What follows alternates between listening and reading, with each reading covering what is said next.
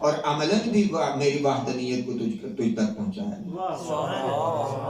عملاً دیکھیں اب ان صلاتی و نسکی ومماتی ومحیایا للہ رب العالمین. یہ کیسا جملہ ہے جو ہے پاک پیغمبر کو کہا جا رہا ہے کیا؟